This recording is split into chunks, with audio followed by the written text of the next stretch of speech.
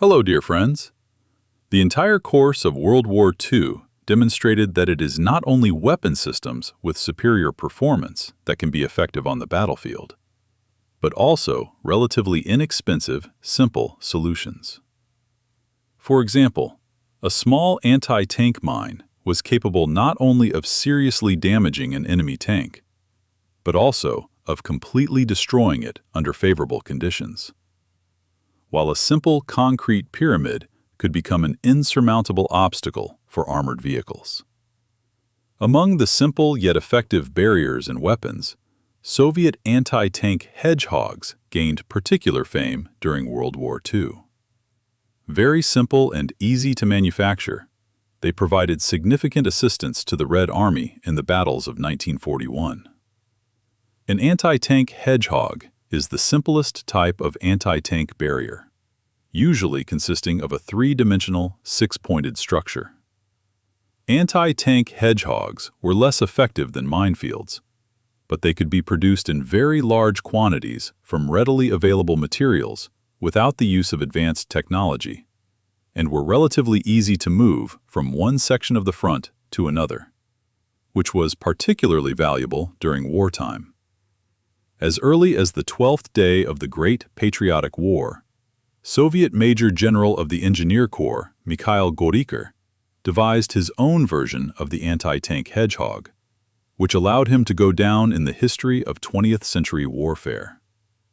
His engineering barrier, also known as the Gorki Star, played a significant role in the battles of 1941 during the defense of Odessa, Kyiv, Moscow, Leningrad, Sevastopol, and in other operations of that war.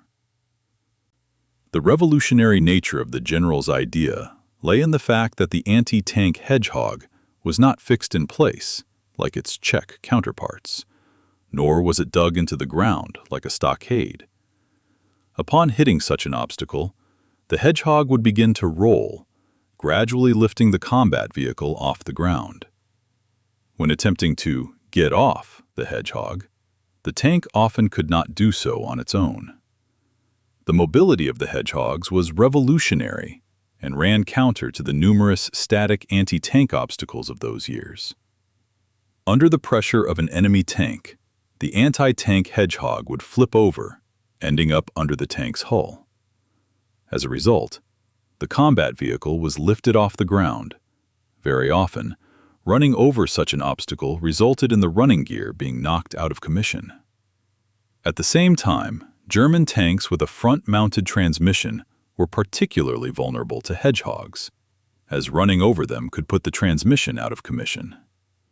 In the most favorable scenario for the defending forces, under the weight of its own mass, a tank that had run over a hedgehog could puncture the hull and be unable to continue moving. The optimal material for manufacturing such anti-tank barriers was steel I-beams, and the best method of joining structural elements was using riveted gussets. In practice, under real-world conditions, hedgehogs were very often made from whatever was at hand, various angles, channel bars, or rails, which were frequently joined together by ordinary welding, often without gussets. When hedgehogs were manufactured on-site, there were very often instances where their design was compromised. A common mistake was increasing their dimensions by 1.5 or even twice their original size. Such an error deprived the structure of the purpose intended by the inventor. The main point of the anti-tank barrier was that it had to be higher than the tank's ground clearance, but at the same time lower than or equal in height to the upper edge of the lower frontal armor plate. Only under these conditions could the obstacle be overturned rather than pushed aside by the tank. The idea was supported by calculations and tests. The maximum height of the hedgehog was to be between 0.8 and 1 meter. The most efficient placement of such barriers on the terrain was also taken into account. 4 rows in a staggered pattern. The The simplicity of this barrier's design made it possible to provide the Red Army with a new anti-tank barrier in the short time frame of the difficult year of 1941. And the structure's weight made it easy to install and sufficiently mobile. As a result, a recommendation was issued to deploy anti-tank hedgehogs in rows every 4 meters, with the distance along the front between adjacent barriers set at 1.5 meters for the front row and 2 to 2.5 meters for the remaining rows. With this arrangement, after accelerating and overcoming the first row of hedgehogs, a tank could no longer continue moving at its set speed and would simply get stuck between the rows of obstacles. In the process, it could sustain damage to its hull or internal components, and also became an easy target for the defending side's anti-tank weapons. Following the tests, a recommendation was issued to deploy it extensively in fortified zones, defiles, and on particularly critical routes. The conclusion also included approximate calculations. Thus, the number of stars per kilometer of front was estimated at 1,200. The average weight of the lightweight version, manufactured using welding, was 200 to 250 kilograms.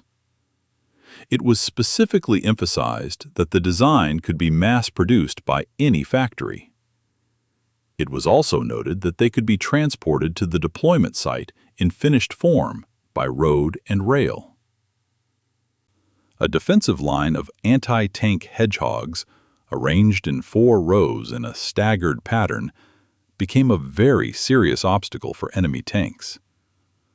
These tanks would either get stuck in them while trying to overcome them, or become easy targets for artillery. The barrier turned out to be so effective that the design was never even modified in the future. Anti-tank hedgehogs became one of the symbols of the Battle of Moscow in the fall and winter of 1941. On the immediate approaches to Moscow alone, some 37,500 such obstacles were installed. However, the Germans quickly assessed the impact of this new weapon on their tanks and decided that it was better to first create passages through such barriers and only then advance, rather than immediately attempting to drive over them. They were also aided by the fact that the hedgehogs were not anchored to the ground on which they were placed. Using a couple of tanks, the Germans could quickly pull the hedgehogs apart with ordinary cables, creating a gap for armored vehicles to pass through.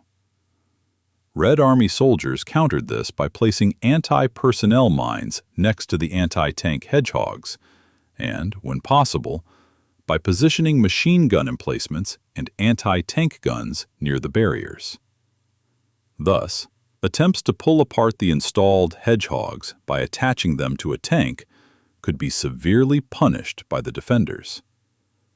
Another tactic designed to make it difficult to create passages through such a barrier was to tie the hedgehogs together or attach them to various objects located on the ground. As a result, German sappers and tank crews had to solve this puzzle with chains and cables on the spot, often doing so under enemy fire.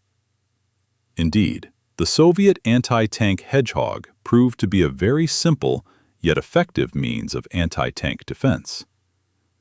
This invention undoubtedly provided significant support to the Red Army in defensive battles.